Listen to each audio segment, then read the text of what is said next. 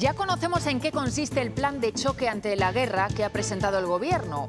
Bajada del IVA de los carburantes y también de la luz y del gas. Se mantienen los bonos sociales eléctricos y finalmente se incluye otro decreto con medidas relativas a vivienda. Buenas tardes. Enseguida desgranamos todas las medidas que plantea el Gobierno para capear el temporal de la guerra. Incluyen también una ayuda de 20 céntimos por litro al gasoil de agricultores y transportistas. Hoy buscamos las primeras reacciones. Transportistas y agricultores reciben con cautela la ayuda al gasóleo. Reconocen que da aire, pero insisten en que son insuficientes. Mientras, para los conductores suponen un alivio que empezará a notarse ya a partir de mañana, cuando vayamos a repostar. Medidas aprobadas en un Consejo de Ministros que ha comenzado con más de 2 horas de retraso. Discrepancias entre el PSOE y Sumar. Los ministros de Sumar se negaban a entrar si en ese decreto no se incluían medidas relacionadas con la vivienda. Fernández Mañueco quiere poner en marcha la legislatura cuanto antes. Es por ello que le pide al resto de grupos responsabilidad y altura de miras para poder formar un gobierno estable y eficaz que dé solución a los problemas de los ciudadanos. Ese ha sido el mensaje que le ha trasladado a los populares durante la Junta Directiva Autonómica. La segunda semana de huelga de médicos ha tenido un seguimiento del 24%, más de 50.000 consultas, 1.162 cirugías y cerca de 2.500 pruebas han sido canceladas. No ha habido acercamiento entre sindicatos y sanidad, por lo que se mantienen los paros hasta el mes de junio con una semana de huelga al mes. Y desde las 4 menos cuarto de esta tarde estamos inmersos en la primavera. Veremos cómo se presenta el fin de semana en cuanto al tiempo y haremos un repaso por lo que ha supuesto el invierno que acaba de terminar.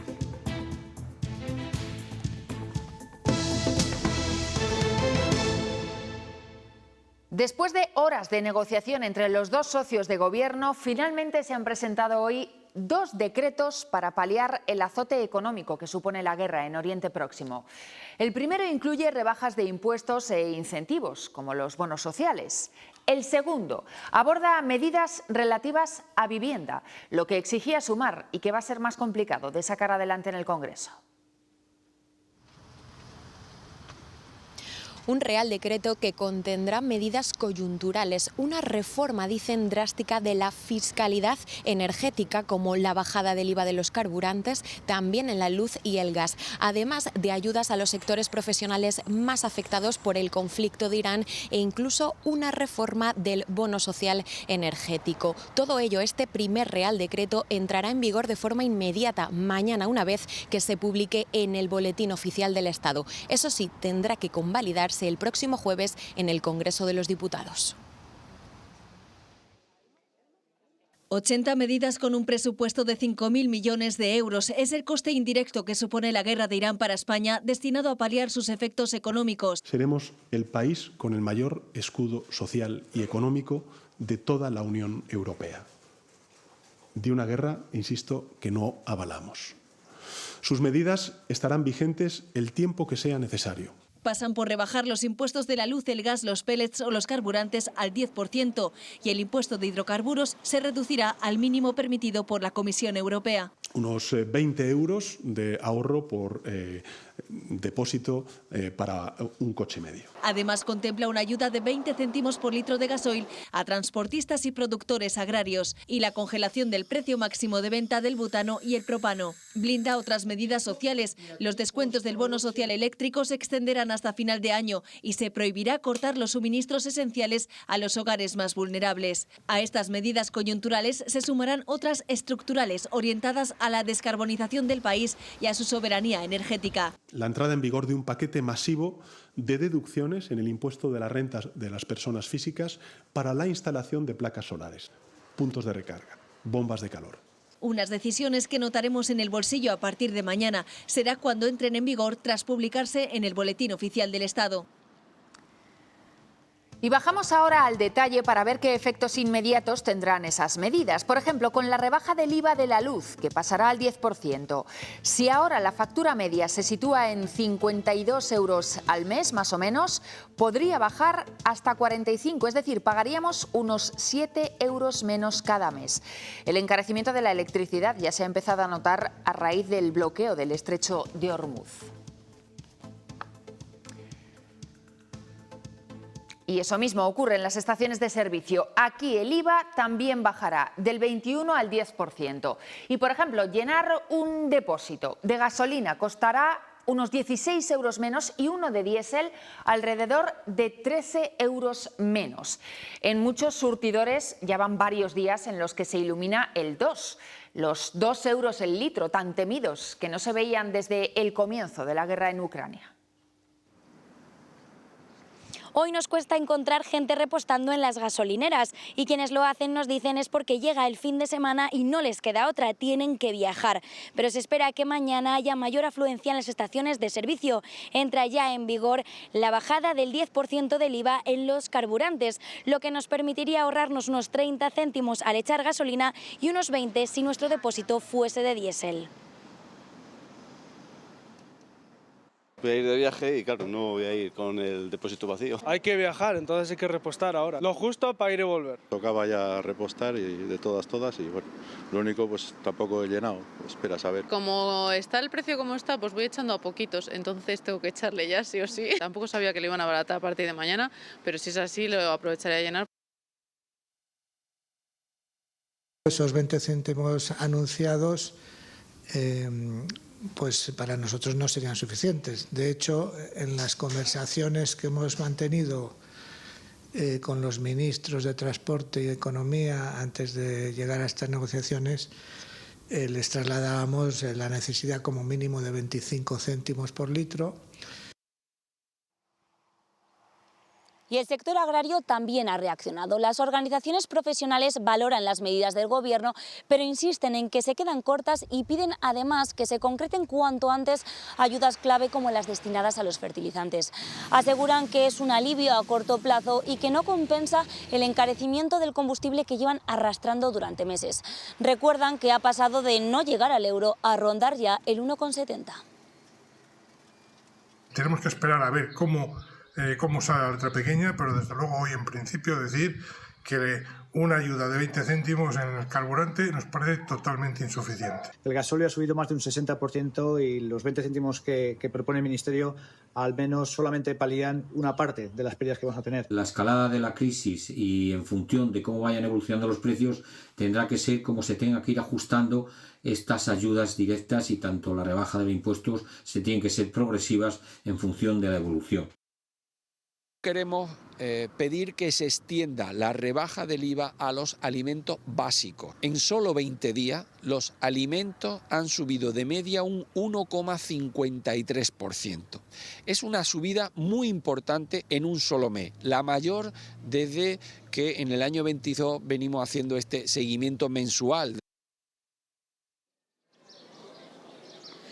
Lo acaban de escuchar, desde la OCU aplauden esta rebaja del IVA, la energía y de los carburantes, pero piden ir más allá, piden ampliarlo a la alimentación, a los productos básicos, porque según sus cálculos ya se están encareciendo estos alimentos básicos desde el inicio del conflicto en estas primeras semanas. La cesta de la compra en el último mes se ha encarecido más del 1% y en algunos productos como la fruta o la verdura puede llegar hasta el 5%. Hemos preguntado en la calle y esa es la sensación, que los precios están subiendo en la carne, en el pescado. Algunos productos nos dicen incluso llevan subiendo desde Navidad. Una lubina pero no salvaje, no, una lubina normal, unos gallos y una pescadilla. 79. Huevos, la leche, el pollo sobre todo también, la carne ha subido también muchísimo, o sea, las cosas básicas. Compro mucha verdura, pero la verdura ha subido, hoy está también a la compra, pues carne picada, pollo. Lo que son frutas, verduras, carne, pescado, la lista de la compra sí que se nota un aumento. Les decíamos antes que los decretos se han dividido en dos partes. Bueno, pues el segundo, que se ha aprobado hoy en el Consejo de Ministros tras la exigencia de Sumar, tiene que ver con la vivienda. Contempla dos medidas principales: la congelación del precio del alquiler y la prórroga automática por 2 años de los contratos que acaban este 2026. Lo más probable es que este decreto no salga adelante porque no está previsto que cuente con los apoyos necesarios en el Congreso. De hecho, el Consejo de Ministros no comenzaba hasta más de 2 horas después. Discrepancias entre el Partido Socialista y Sumar. Los ministros de Sumar se negaban a sentarse si los socialistas no incluían en el decreto medidas relacionadas con la vivienda. Esto ha hecho que incluso el propio Pedro Sánchez tuviese que negociar con Yolanda Díaz. Un bochorno ante el que se acaban hasta los calificativos. Los españoles no se merecen esto, no se merecen el espectáculo de hoy. Hemos visto a qué se han dedicado: a pelearse entre ellos. Nuestra posición hoy en el Consejo de Ministros ha sido del diálogo desde la firmeza. Nosotros hoy lo que hemos contribuido es a hacer también al Gobierno más fuerte, porque si el Gobierno responde a la primera emergencia social del país, que es la vivienda, el Gobierno sale fortalecido. Bueno, no es la primera vez que el Gobierno tiene que aprobar un plan de este tipo para paliar las consecuencias de una guerra. Hace 4 años tuvo que actuar ante los efectos en la economía por la invasión de Ucrania. Viajamos en el tiempo, 29 de marzo de 2022. Un plan serio y ambicioso. Con estas palabras, el Gobierno presentaba su plan de choque para hacer frente al impacto en el bolsillo de la guerra de Ucrania. 16.000 millones de euros. Esa era la cifra entonces, entre ayudas directas, rebajas de impuestos y avales de crédito. Hoy, el plan presentado habla de 5.000 millones. Pero de aquellas medidas hay una especialmente recordada: este descuento. 20 céntimos en cada litro de combustible. Que directamente no recortaban al repostar, porque entonces así estaban los precios. El Gobierno hoy ha preferido rebajar el IVA de los carburantes y esto, según sus cálculos, serán hasta 30 céntimos menos por litro. Además, habrá ayudas directas para los profesionales que más noten la subida de los carburantes, tal y como ya ocurrió hace 4 años. También, como en el plan anterior, se anuncian rebajas en los impuestos a la energía y se amplía el bono eléctrico. Y otro punto en común más: la prohibición de cortar los suministros básicos a los hogares más vulnerables. Aunque ahora es la situación por la crisis generada por la guerra en Irán y antes fue la de Ucrania, muchas de estas medidas tienen su origen en otra crisis no tan lejana, la provocada por la pandemia. Y hoy la bolsa española despide la semana con una caída que supera el 1% y con 16.700 puntos. El IBEX no ha conseguido frenar la tendencia bajista que lleva arrastrando desde ayer.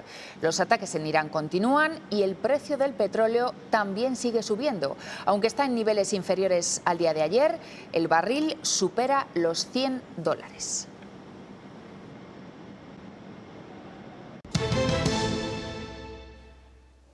5 días después de las elecciones autonómicas hemos conocido el resultado definitivo con el recuento del voto cera, el de los castellanos y leoneses que viven en el extranjero y que también pueden votar.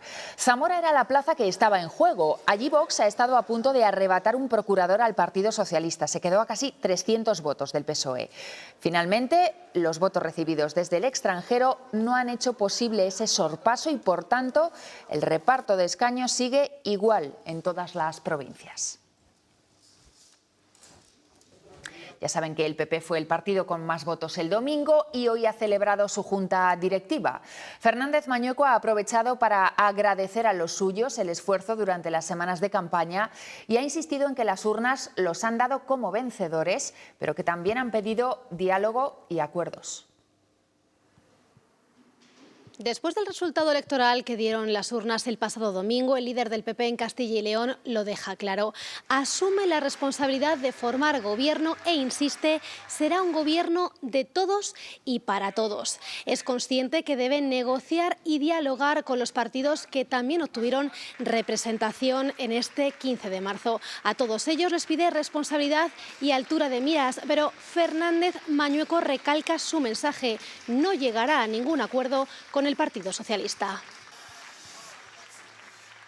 Con ilusión y energía, Fernández Mañueco afronta esta nueva etapa que ya comienza con el buen sabor de boca tras la victoria del 15 de marzo. Se mire por donde se mire, el Partido Popular ha ganado las elecciones en Castilla y León. Y lo hemos hecho con fuerza, con holgura, con un buen resultado.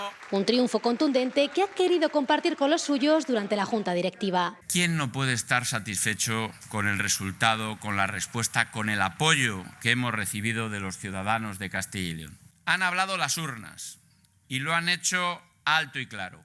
Quieren que el Partido Popular lidere esta transición. Quieren que haya más Partido Popular en Castilla y León. Y será el PP y su proyecto Incide lo que sentará las bases del acuerdo para la próxima legislatura. Asumo la responsabilidad de formar gobierno. Un gobierno de todos y para todos, porque eso es más gestión y gestión eficaz. Para ello dialogará con todos los partidos que han obtenido representación de forma discreta, asegura, pero mantiene su mensaje. No habrá pacto de gobierno con el Partido Socialista. Vamos a mantener al sanchismo alejado de nuestra tierra porque no son de fiar y no queremos su modelo de gestión. Porque ellos sí van a estar a la altura, sentencia, de lo que necesita y pide la sociedad en Castilla y León. Bueno, aunque Fernández Mañueco insiste, lo han escuchado, en que no va a llegar a acuerdos con el PSOE, la próxima semana también se reúne con ellos, en último lugar. Y hoy Carlos Martínez ha dicho que él no está dispuesto a que esa cita sea un trampantojo, una reunión en la que no se hable de los problemas de la comunidad. De hecho, ya ha adelantado que pondrá 2 asuntos sobre la mesa que él considera urgentes. La adaptación de la ley contra la violencia machista al nuevo Pacto de Estado. Llevamos un año sin ello. Me temo que el abrazo con Vox todavía va a hacer más difícil a los agentes medioambientales, a las bomberas y bomberos forestales que están, ¿no?, poniendo encima de la mesa que nos va a pillar el toro exactamente igual, en las mismas condiciones precarias que lo hicieron ya el año pasado, ¿no? Que esa medida con la que se intenta, ¿no?, justificar el que se ha hecho algo afecta única y exclusivamente a un 20% de los efectivos, ¿no? Carlos Pollán, el candidato de Vox a la presidencia de la Junta, también muestra su intención de acudir a la reunión convocada por Fernández Mañueco. Eso sí, el líder de Vox en la comunidad recuerda en una carta dirigida al presidente del PP que su partido ha obtenido unos resultados históricos y mayor representación que en 2022. Y al que fuera vicepresidente de la Junta de Castilla y León, Vox le va a abrir un expediente. Dicen desde la formación verde que esperan que Juan García Gallardo sea expulsado del partido por las declaraciones que ha hecho esta semana en las que, por ejemplo, acusaba a Abascal de cobrar un tercer sueldo a nombre de su mujer. Evidentemente esto va a comportar la apertura de un expediente y seguramente, y aspiro, porque como saben eso depende de un órgano independiente, que se expulse al señor Gallardo por calumnias y por decir auténticas animaladas. A pesar de los intentos de descabalgarnos teledirigidos desde Génova o desde algunas terminales mediáticas, nosotros vamos a seguir. La Fiscalía ya ha archivado 2 denuncias presentadas contra el presidente de la Junta y contra el consejero de Medio Ambiente por los incendios del pasado verano en León. Dice el fiscal que no se aprecia responsabilidad en el origen del incendio y que no se puede determinar cuántos medios habrían sido necesarios para reducir el daño y en qué medida se hubiera reducido.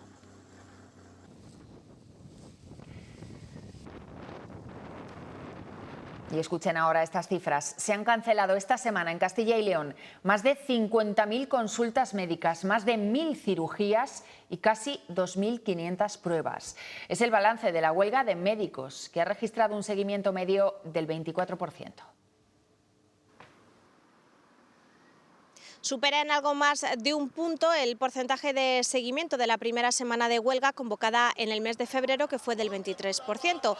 Por entonces se cancelaron más consultas, cerca de 59.000, y también se suspendieron más pruebas, cerca de 3.000. No ha habido acercamiento entre sindicatos y sanidad, por lo que se mantienen los paros hasta el mes de junio. Habrá una semana de huelga cada mes. La próxima comenzará el próximo 27 de abril.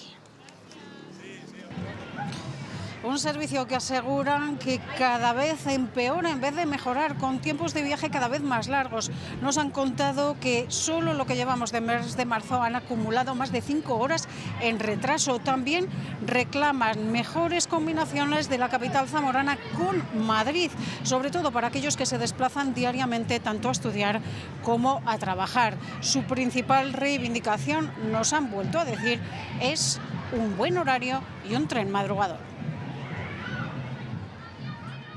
Lo ideal sería un tren que llegara entre las 7:15 y las 8 a Madrid, y así pues poder llegar como a las 8:30 a trabajar. Muy buena opción sería el de Segovia, que es una lanzadera que le han puesto ahora a Segovia, que en Segovia para a las 6:50. Entonces sería genial que viniera hasta Zamora, nos recogiera a nosotros y luego pasara por Segovia y llegaríamos a Madrid a las 7:15. Eso sería ideal. Hoy se han dado a conocer las conclusiones del informe europeo sobre el apagón del pasado 28 de abril, hace un año ya casi. Apunta a una tormenta perfecta, es decir, no hubo un solo detonante, más bien la suma de todo. Sobretensiones, oscilaciones previas, limitaciones en la estructura, todo junto generó lo que desde el propio estudio califican como el incidente más grave registrado en el continente en 2 décadas. Eso sí, no apunta a culpables. Dejan la pelota en el tejado del Gobierno de España, que después de casi un año sigue sin arrojar detalles de la investigación. Las Islas Canarias sufren hoy los efectos de la borrasca Terés, que está dejando importantes precipitaciones y fuertes rachas de viento. Aumenta el riesgo de inundaciones. Una mujer ha tenido que ser rescatada con hipotermia mientras se sujetaba a un árbol para no ser arrastrada por la corriente.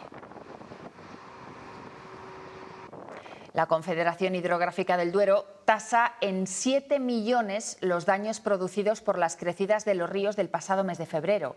Y eso es solo el cálculo para los cauces que están bajo su responsabilidad. No contabilizan los perjuicios que han sufrido los particulares.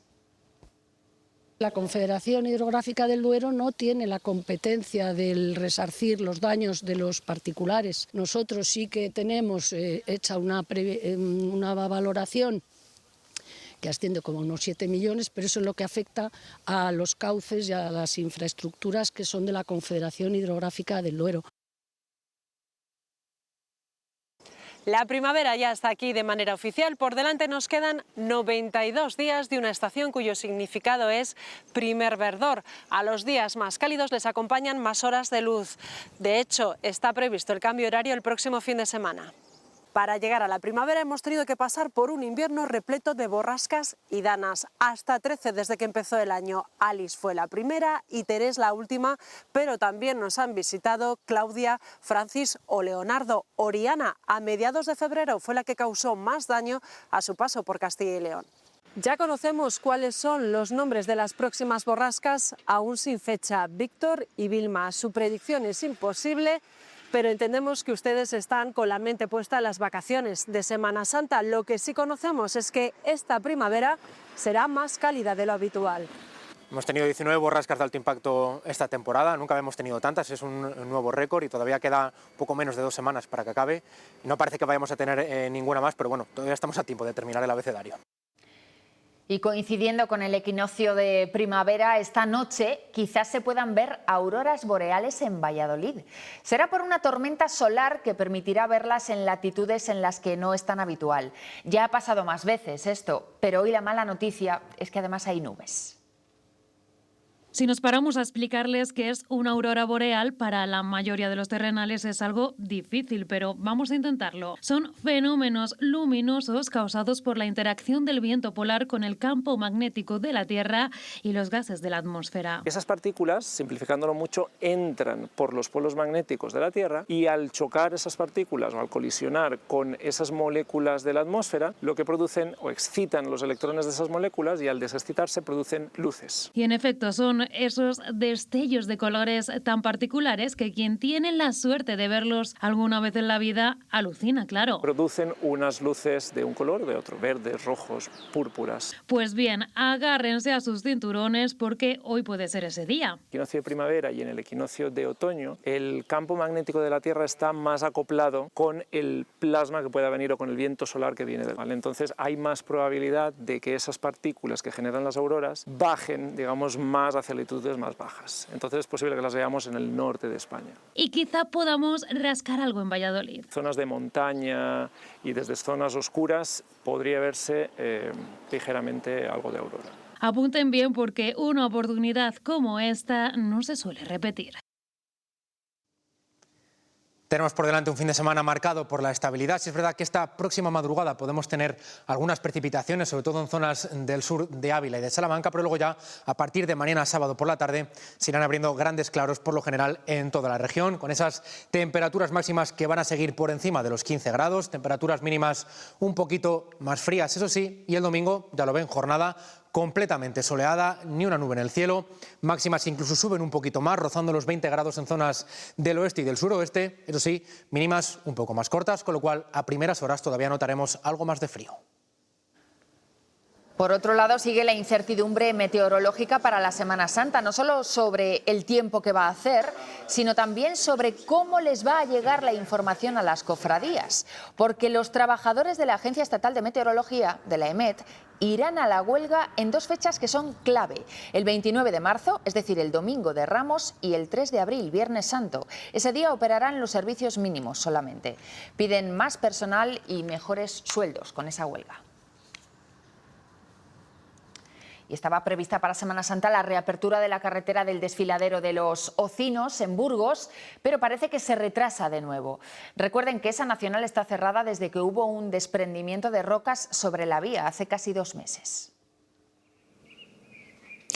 Las máquinas comenzaron a trabajar en el desfiladero de los Ocinos el pasado 11 de marzo. Ahora los trabajos se centran en excavar el terreno que se irá rellenando con capas de hormigón. Una vez se concluya la obra en la calzada y el muro, se podrá reabrir el tráfico con un único carril de paso intermitente para una dirección y otra. Se calcula que podría abrirse ese carril en la primera quincena del mes de abril. Una pequeña buena noticia para los vecinos del Valle de Valdivielso, que están teniendo que dar ahora un gran rodeo para llegar a Villarcayo, su núcleo de referencia.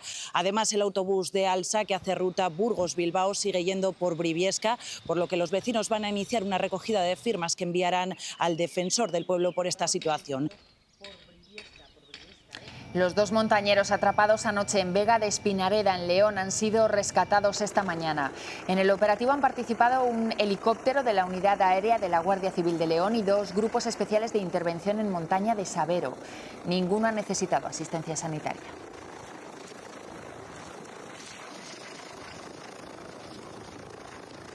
Hoy también en Soria los bomberos han rescatado el cuerpo sin vida de una mujer en el río Duero. Los servicios de emergencia llegaron al lugar después de una llamada al 112. De momento no se sabe mucho más de su identidad o de lo que ha podido pasar.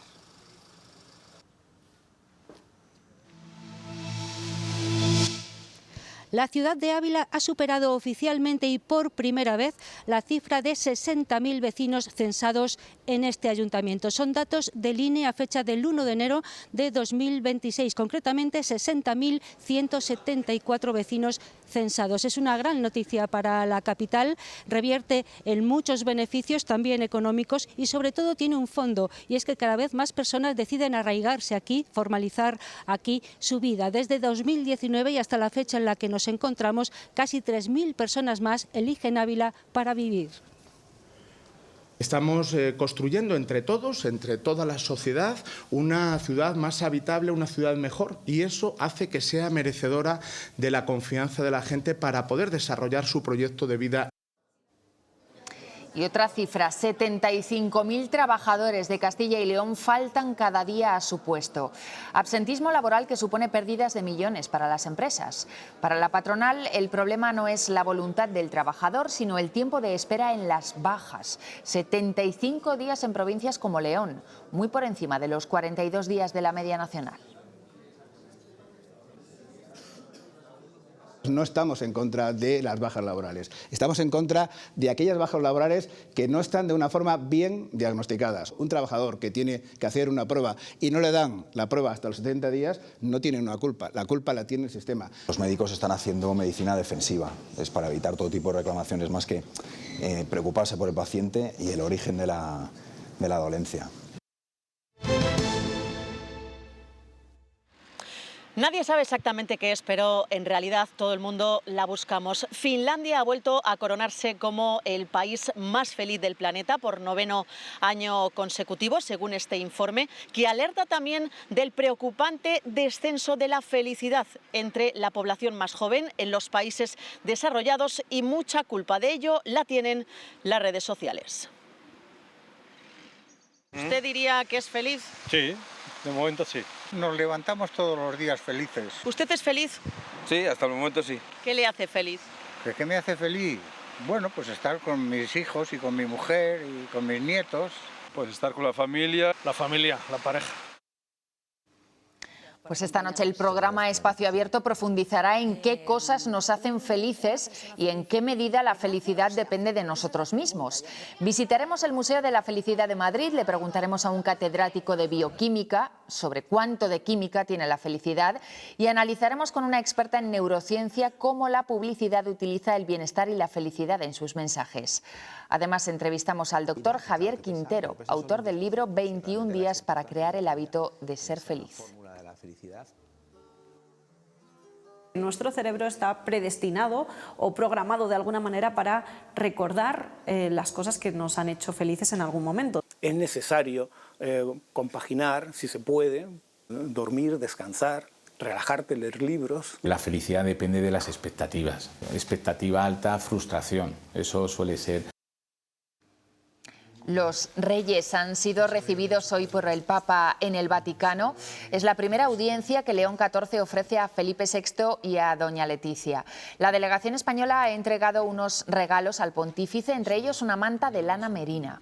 Un encuentro previo al de junio, cuando el Papa va a visitar España. Personal para que pueda usar. Y en unos minutos está previsto que comience en la Catedral de Valladolid el pregón que da inicio a la Semana Santa.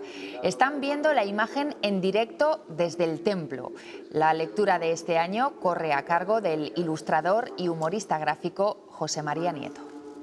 Y hermanas, cofrades mayores, vecinas y vecinos, amigas y amigos, pregoneros. Y en León se ha presentado una exposición única sobre la figura de la reina Urraca, una mujer pionera al frente del reino y que puede servir de referente actual. Una exposición que repasa el legado de Urraca I de León con elementos y piezas llegadas de Londres o Nueva York. Es uno de los actos centrales de este 9º centenario de la muerte de la reina Urraca I. En la inauguración de esta exposición ha participado también el presidente del Principado de Asturias, Adrián Barbón, que reivindicaba esa raíz común, ese pasado común de Asturias y León, y también el sacar a la luz la historia ocultada de las periferias. Pionera en la historia de Europa, clave en el desarrollo geopolítico de la península, mujer que defendió sus derechos frente a los poderosos de su época, la reina Urraca I fue casi ignorada durante siglos. Este 9º centenario de su muerte está sirviendo para reivindicarla. Estas piezas demuestran la importancia de un reino y de una reina excepcionales. Y es una de esas mujeres que han permanecido injustamente en los márgenes de la historiografía. Reivindicación que también llega al actual rey de España, Felipe VI, que se ha interesado por esta exposición porque valora el carácter pionero de una reina que inició un importante legado. Por primera vez se presenta en España juntas todas las reinas que gobernaron con derecho propio, lo que hará a la sucesión de Felipe VI, la ahora princesa de Asturias, Leonor. El Reino de León es la continuación del vetusto Reino de Asturias, ambos territorios hermanados desde hace milenios. Por eso el presidente del Principado asiste a esta inauguración como víctima también de tópicos y olvidos y reivindicando el pasado de las periferias. Alza los cortinajes pesados y polvorientos, cortinajes patriarcales, pero también los cortinajes centralistas, para enseñarnos esas partes olvidadas. Son 50 piezas, algunas inéditas en España, que ofrecen una visión rigurosa y sin prejuicios de la soberana, un enfoque que une información y belleza.